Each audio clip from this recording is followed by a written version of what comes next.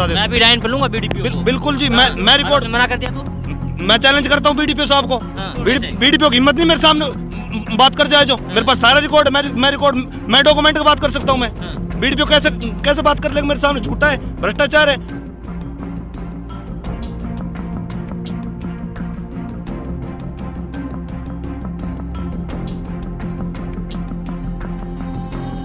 लड़का 2020 में एक्सपायर हुआ था, तो इस रास्ते की वजह से खेतों में के लाश ले जानी पड़ी। मतलब रास्ते से मैयत ले जाने के लिए जगह नहीं है। मैयत ले जाने के लिए जगह नहीं, खेतों में के तारों में के उलझ के उसकी मैयत ले जानी पड़ी। और इतना बुरा हाल है कि सेक्रेटरी साहब आते हैं और मीठी गोली देकर चले जाते हैं कि तुम चिंता मत करो, किसी प्रकार की तुम्हारी समस्या हल होगी।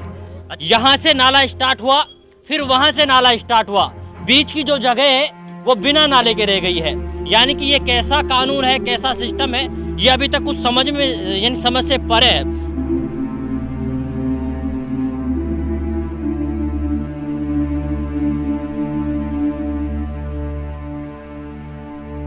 आज मैं मौजूद हूं तावड़ू खंड के गांव सुनारी में, और सुनारी गांव का विकास हम लोग आपको दिखाने की कोशिश करेंगे। वो विकास जिस विकास के बारे में बीजेपी सरकार लगातार दावे और वादे करती रही है, लेकिन एक और वो चीज़ हम आपको दिखाने की कोशिश करेंगे जिसके बारे में ना तो शायद आप सोच सकते हैं और ना ही आप कल्पना कर सकते हैं। क्योंकि जब भी सरकार कोई काम करवाती है तो वो चाहती है कि जन समस्या खत्म हो जाए, लेकिन जन समस्या कैसे खत्म हो रही है वो आपको दिखाएंगे। सुनारी गांव की एक तस्वीर, क्योंकि इन लोगों का कहना ये है कि ये एक नाला बनवाया गया। नाला इसलिए बनवाया गया है कि इस नाले से जो गंदा पानी होगा या फिर बरसात का पानी होगा वो गांव से बाहर निकल जाएगा।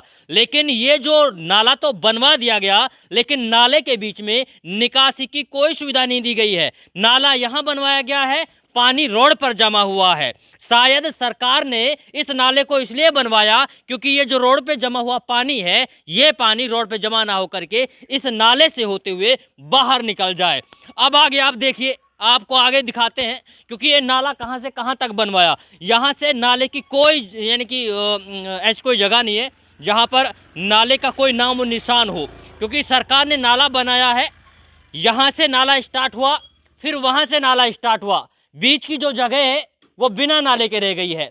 यानी कि ये कैसा कानून है, कैसा सिस्टम है, ये अभी तक कुछ समझ में यानी समझ से परे है। बीच का जो नाले का जो रास्ता है वो क्यों बंद करवा दिया गया है और बीच से नाला क्यों नहीं बनवाया गया है, ये अपने आप में एक बड़ा सवाल है। जबकि सरकार को देखना चाहिए कि जब लोग देखिए, ये गांव के सारे लोग हैं, ये वो सारे लोग हैं जो बेचारे बहुत ज़्यादा परेशान हैं, क्योंकि कोरोना की बीमारी आई, ओमिक्रॉन की बीमारी हुई, डेंगू मलेरिया की बीमारी हुई। लेकिन अब लोग ये इसलिए परेशान हैं कि इन गंभीर बीमारियों से तो हम लोग निकल गए, लेकिन अब कौन सी ऐसी बीमारी आने वाली है जो इन सारे लोगों का खात्मा करने वाली है, सफाया करने वाली है। यहाँ के प्रशासनिक लोगों से हम लोग बातें करेंगे, यहाँ के अधिकारियों से बातें करेंगे, गांव की आम आवाम से बात करेंगे और जानेंगे कि भाई समस्या क्या क्या। इधर आ जाइए सारे गाँव के लोग, इधर आ जाइए। इन सब से बात करेंगे कि भाई यानी कि बन क्यों नहीं रहा। देखिए, सारा का सारा जितना भी गंदा पानी है वो रोड पर जमा है, और जब पानी रोड पे जमा होगा तो जाहिर सी बात है कि ये रोड टूट जाएगा। इसके अलावा एक और जो रास्ता यहाँ से होते हुए गुजरता है दूसरे गांव के लिए, और इस गांव से 3-4 गांवों के लिए रास्ता जाता है। यानी कि इस रास्ते से कई सारे गांव जुड़ जाते हैं। बहुत सारे गांव बता रहे। ये देखिए, जो ये पानी है, पहले तो इस पानी ने उस रोड को कवर किया, उसके बाद ये इस रोड को कवर किया, जो कि अच्छा कौन सा गांव है, कौन सा गांव के लिए रास्ता जाता है?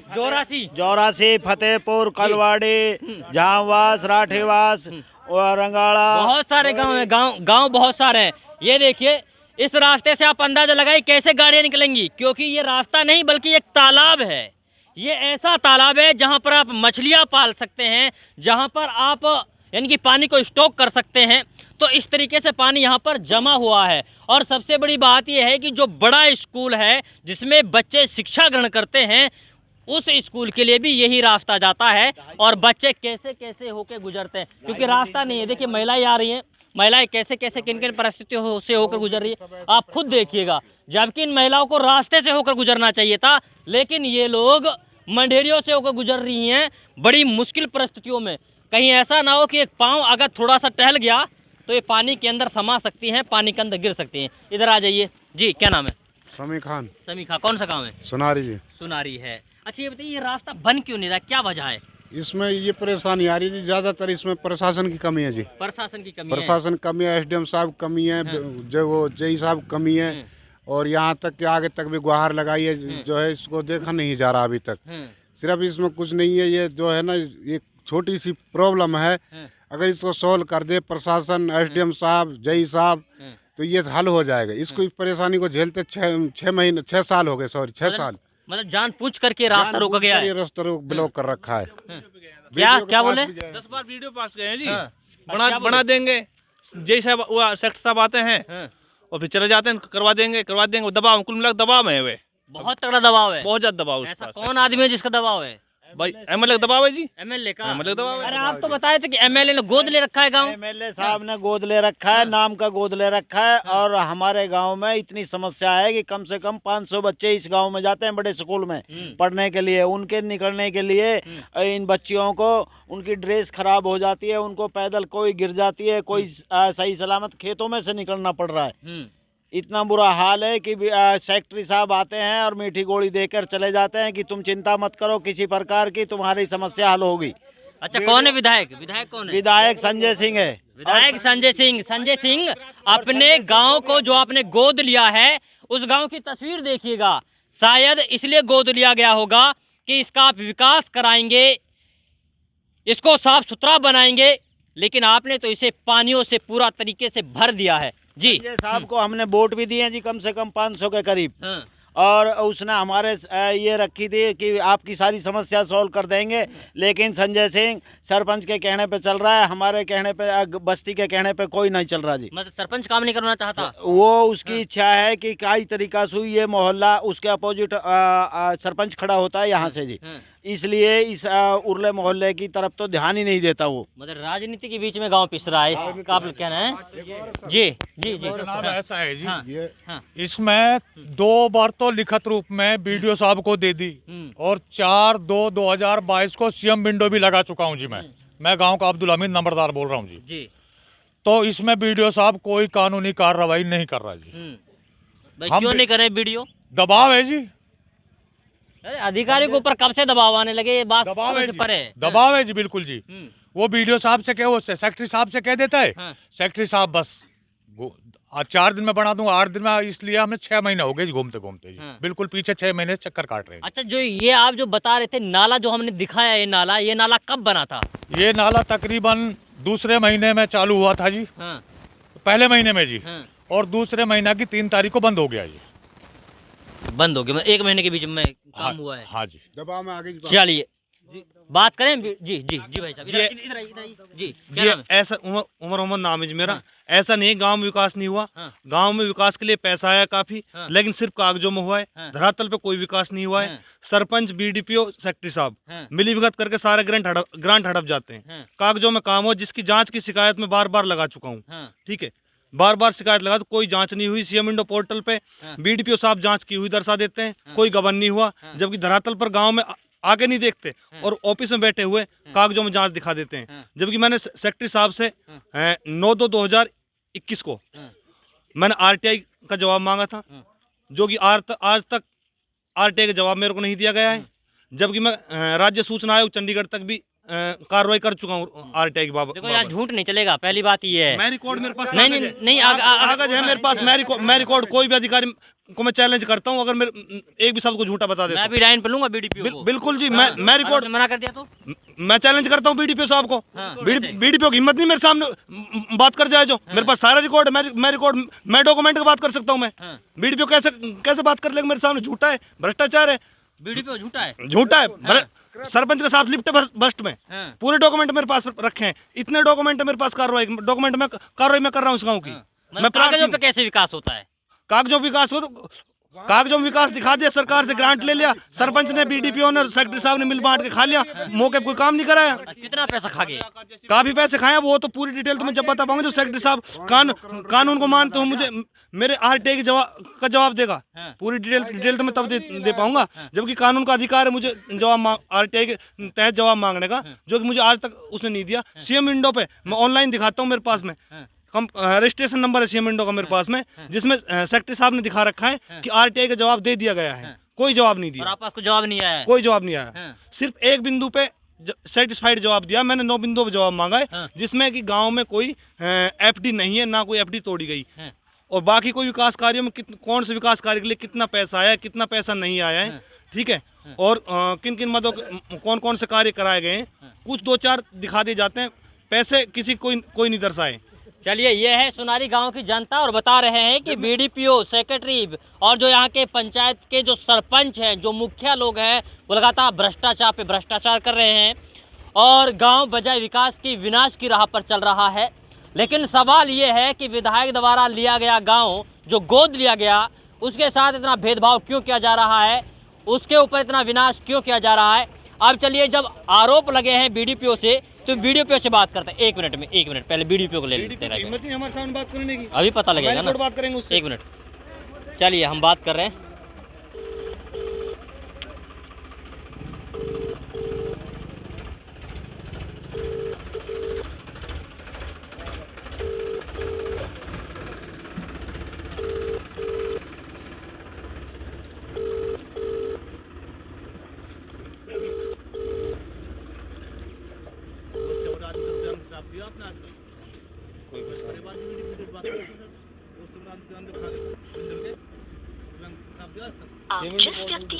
देखिए, ये हैं बीडीपीओ जिनसे हम लोग संपर्क करने की कोशिश कर रहे थे। मेरा उद्देश्य ये है कि जब किसी अधिकारी से बात की जा रही है तो क्यों ना पूरे गांव के लोगों के आगे बात की जाए, क्योंकि हो सकता है हमसे ये कह दे कि हम लोग काम करा रहे हैं, लेकिन हम लोग जब जनता के बीच में रह करके बात करेंगे तो जनता भी ये बता पाएगी कि कितनी बार ये लोग बीडीपीओ से मिले हैं, कितनी बार इन लोगों ने बात करने की कोशिश किया और आखिरकार काम क्यों नहीं हो पा रहा है।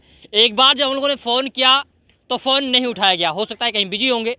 हम लोग एक बार फिर से ट्राई करने की कोशिश करते हैं और देखते हैं कि हमें कुछ जवाब मिल पाता है कि नहीं मिल पाता है। जी, फिर से हम लोग ट्राई कर रहे हैं।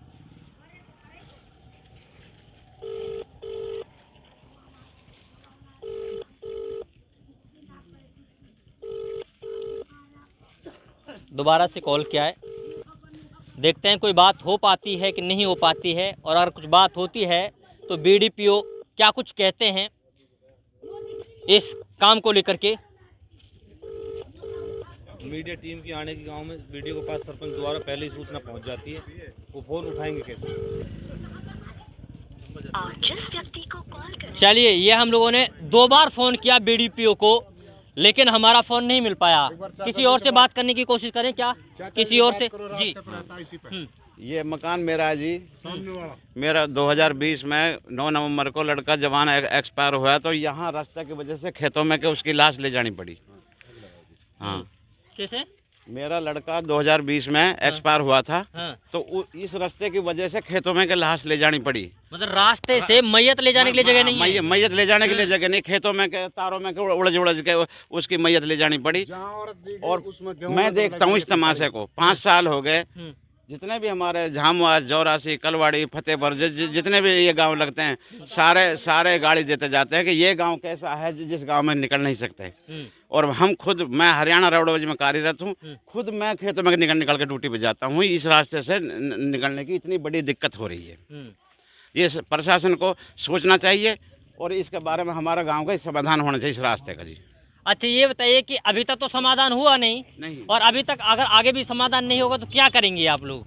तो सरकार एक तरफ सफाई अभियान चलावे हैं और लड़कियों के लिए सुविधा देनी चाहिए। लड़की स्कूल जाते, 84 का +2 तक स्कूल है, हमारे गांव की बच्चियां पढ़ने के लिए जाती हैं, तो ये इस रास्ते में मतलब 5 चढ़ा के और जाते, वो जो गिर पड़ती है, बस्ता गिर पड़ता है उनका यहाँ। अगर समाधान नहीं हो तो क्या करने वाले हैं? समाधान नहीं हो तो हम डीसी साहब के वहाँ धरना रखेंगे जी, पूरे गांव वाले जी। जब तक प्लानिंग की हुई है, पूरी प्लानिंग की हुई है जी। अगर इसका समाधान एसडीएम साहब ने, जेई साहब ने, बीडीओ ने नहीं किया तो हम इसके खिलाफ जो है जाके और एसडीएम साहब के वहाँ डीसी साहब के वहाँ धरना रखेंगे जी, पूरा गाँव। बहुत बड़ा आंदोलन होने वाला है फिर, हैं? जी सर, आज हम एसडी साहब के दरखास्त दे के आएंगे जी, लिखित रूप में जी, और फिर हम डीसी साहब का धरना रखेंगे। बीडीपीओ साहब तो बिल्कुल जो भ्रष्टाचार इतना कर रहा है कि बेखौफ है, उसको ना किसी कानून को मानता, ना किसी रूल को मानता, ना किसी नियम को मानता। पता ना सरकार का कितना बड़ा संरक्षण है उसके लिए। और सरपंच के खिलाफ कोई भी जांच की बात करता है और उल्टी उसको धमकी देता है, कैसे? तुझे झूठे मुकदमे में फंसवा दूंगा, ये करवा दूंगा, वो करवा दूंगा, तू सरपंच के खिलाफ दरखास्त लगा रहा है, सरपंच के खिलाफ आरटीआई मांग रहा है, तेरी हिम्मत कैसे हुई, ये क्या हुआ, ये हुआ, वो इस तरह की बातें बीडीपीओ साहब कर रहा है। मुझसे खुद से करी बीडीपीओ साहब ने, आमने सामने की ये बात, सामने मेरे से बीडीपीओ साहब ने कही, वीरेंद्र सिंह ने, ठीक है। उसी प्रकार की भाषा बोलता है सेक्रेटरी साहब, राजकुमार सेक्रेटरी है, ठीक है जी। मेरे को इतनी बार धमकी दे चुका है राजकुमार सेक्रेटरी, यहाँ तक कि तेरे खिलाफ झूठे मुकदमे दर्ज करवा दूंगा, तुझे कहीं का नहीं छोड़ूंगा, तुझे जान से मरवा दूंगा, ये करवा दूंगा, वो करवा दूंगा। राजकुमार सेक्रेटरी साहब द्वारा गाली गलौज तक की गई मेरे साथ। शिकायतकर्ता को जान से मारने की धमकियां मिलती है यहाँ पे। मेरे पास अब कोई रास्ता नहीं बचा है, मैं 156(3) के तहत न्यायपालिका का सहारा लेने वाला हूँ और आज ही मैंने रिकॉर्ड सारा तैयार करा रखा है, आज ही लगवा दूंगा 156(3) के तहत। मेरे पास वो दूसरा अफसर तो सारे भ्रष्ट हो चुके हैं, सिर्फ न्यायपालिका पे विश्वास बचा है। चलिए सेक्रेटरी का नंबर दे दो, हम सेक्रेटरी से बात करें। नंबर मैं देता हूँ, लाओ दो, जल्दी दो। यहाँ फ्रॉड बात आपसे कोई नहीं मिलेगी मेरे पास सारे नहीं बिल्कुल नंबर डॉक्यूमेंट रखे हुए। नंबर तो किसी के पास नंबर हो तो देखिए, ये अपने आप में बड़ा सवाल है कि भाई किस तरीके से जो शिकायतकर्ता होते हैं उनकी आवाज़ को दबाने की कोशिश की जाती है। आराम से 17 89 43। चलिए, क्या नाम इनका? राजकुमार जी। चलिए, इनको फ़ोन करते हैं, इनसे बात कर लेते हैं भाई, क्या दिक्कत है। एक बार उधर भी दिखाइए, विकास के पास से मोटरसाइकिल आ रही है।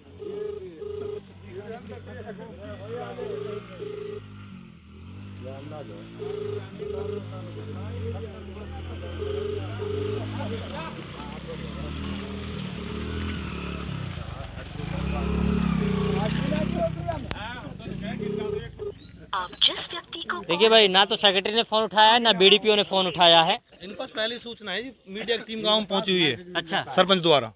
सरपंच बता देता है? बिल्कुल जी, बिल्कुल। अगर जिस दिन आप नहीं आओगे गांव में, उस दिन कभी फोन कर लेना, फोन अटेंड हो जाएगा आपका, पक्की बात है। अच्छा, तो आज क्यों बात नहीं करना चाह रही है? उनकी तरफ बात आ रही है, सरपंच उनको बोल दिया भाई बात मत ना, क्या जवाब दो, उनके पास जवाब है ही नहीं, जवाब होता तो बात करते, कोई जवाब नहीं है। हाँ, और शिकायतकर्ता मौके पर खड़ा है। मतलब ये शिकायतकर्ता डरते हैं क्या वो? नहीं डरेंगे, नहीं तो झूठ तो सामने आएगा उनके, इतनी जनता बीच में, जनता के सामने झूठ तो उजागर होगा उनका भ्रष्टाचार तो उजागर होगा जी। सारा रिकॉर्ड मेरे पास है, ऑनलाइन भी है मेरे पास, घर पे डॉक्यूमेंट भी रखे हैं सारे। तो ये उनकी तरफ कमी आएगी, दुनिया देखेगी, हर आदमी अपनी कमी को दुनिया के सामने उजागर थोड़ी करना चाहेगा। देखिए, लाखों करोड़ों रुपए लगा करके नालियाँ बनवाई जाती हैं, ये रास्ते बनवाए जाते हैं, इसलिए बनवाए जाते हैं कि शायद गांव के लोगों को किसी भी तरीके की कोई समस्या ना हो। लेकिन इस देश का दुर्भाग्य ये है कि लाखों करोड़ों रुपए खर्च करने के बावजूद भी आम आदमी पूरी तरीके से परेशान है। और इसी तरीके से गंदगी बनी रही तो ना जाने कब कौन सी महामारी यहाँ पर आ जाएगी और ना जाने कौन सी बीमारियाँ इन लोगों को अपनी जद में ले लेंगी। और सबसे बड़ी बात यह है कि जब शिकायतकर्ता अपनी समस्या रखते हैं तो उनकी बातों की ओर कोई तवज्जो नहीं दी जाती, शिकायतकर्ताओं को धमकाया जाता है, डराया जाता है। ये हम नहीं बल्कि खुद शिकायतकर्ता बता रहे हैं। अब सवाल ये है कि क्या वास्तव में एक बार फिर से इन लोगों की समस्याएं सुनी जाएंगी या नहीं, क्या इस समस्या का समाधान हो पाएगा या नहीं। अगर आप भी हैं अपनी समस्याओं से परेशान, अगर आपके गांव में भी हैं इसी तरीके की समस्या, तो फ़ोन उठाइए और बताइए हमें, हम पहुंचाएंगे आपकी आवाज़ को प्रशासनिक अधिकारियों तक। खैर, इस रिपोर्ट को लेकर आप क्या कुछ सोचते हैं, आप अपनी प्रतिक्रिया कमेंट बॉक्स में जरूर रखिएगा। मेवात का सबसे मशहूर दवाखाना जिस पर होता है हर बीमारी का इलाज देसी जड़ी बूटियों से, मलखान दवाखाना पर होता है गंभीर बीमारियों के इलाज चुटकियों में। अगर आप भी हैं कैंसर, एड्स, नामर्दी, लाल पानी व सफेद पानी, पथरी और जोड़ों के दर्द से परेशान, तो देसी जड़ी बूटियों से होगा समाधान मलखान दवाखाना के पास।